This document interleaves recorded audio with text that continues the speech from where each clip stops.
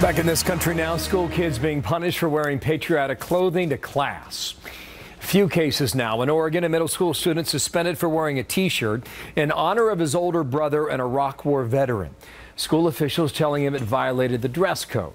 He refused to change the shirt. I was nervous and kind of heartbroken because I feel like I should be able to support the troops that have died for us.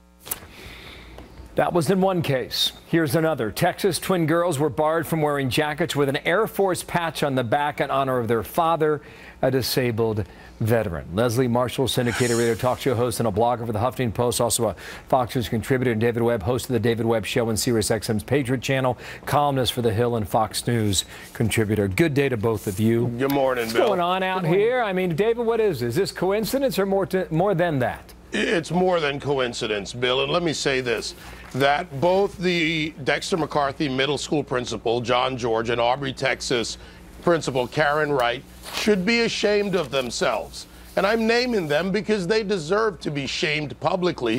When I was in high school, I got in trouble, and I'm wearing my dad's crossed rifles on my lapel to highlight part of this. In high school, I chose to wear my dad's Vietnam veterans jackets. Is when I die, I'll go to heaven because I've served my time in hell. And I wore it to a prep school with a strict jacket and tie dress code. We didn't even get to wear jeans. I didn't get in trouble at school. I got in trouble with my parents because they said you should have asked us. What these children have done is not offensive. It does not represent a weapon. And the idiocy of the principal, John George and others, is to look at something that you can Google and see what it stands for those who have died and been buried on the battlefield, that they would take that in any way as offensive. And as for the Aubrey, Texas girls, kudos to that father. Abigail's a great name. Cadence is an even greater name. I wonder if he got that because of the cadence that that he had to either call out or march it. They were born on an Air Force base. Right. Now, Leslie, where are you on this debate?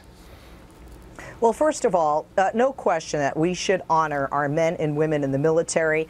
They are heroes, and they're the reason I'm doing what I'm doing right now. However, I have a 7- and 8-year-old, and although I think sometimes the rules at the school they attend are a bit crazy, at their school there is no jewelry, for example. That means no crosses, no Stars of David, no lockets with pictures of dads or moms who might be overseas. When there is a dress code in place, especially at the twin school, for example, there's a dress code in place. It has to do with uniformity. If you don't like the dress code, you can fight to change it, which the twins' parents allege. They say it's a stupid rule. You can also. It's a big logo. David, wait. It's a big logo, and it could, it could cross into other things, maybe gangs and stuff like that. And the student, the school's probably dealt with that in the past and don't want to revisit that. This is what the school said to both of you.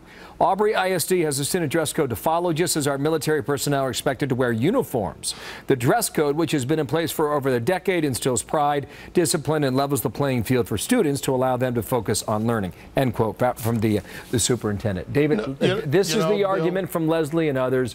We've got our rules. You either follow them or you go stay home. This is ridiculous, Bill. Here's where we've come. First of all, that principal has no concept of analogy. If in any way she compares students in a dress code to the military and the uniform that our service members wear. Yes, I get it. There are dress codes, but we've lost common sense. It is ridiculous to try and separate children into such small boxes. That expression, which is something we want our children to carry out within reason, is being taken away from them. And to support our soldiers, there's a bigger message. To support our service members is that these children are standing up for principles of freedom, and they are being shut down. What does that say to our children today? You know what, Leslie? If they want to have the ridiculous rules of not wearing a cross, I had a rosary, I had a cross, I had a Santa Ana Guild medal. No, I get the point you're making. They're standing up and making a statement for their parents. What's wrong with that, Leslie?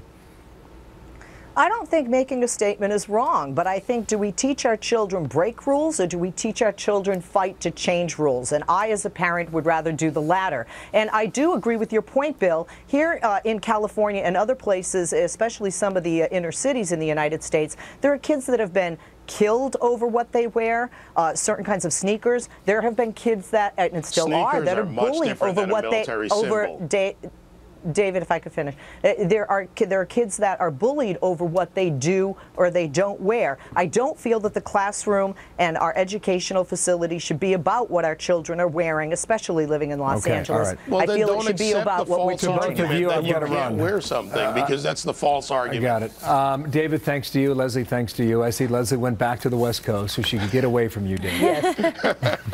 I was there this past weekend, Leslie, looking for you. Thanks to both of you. Leslie I love you, Marshall David, and David and Bill. Webb. See y'all next week. Thanks.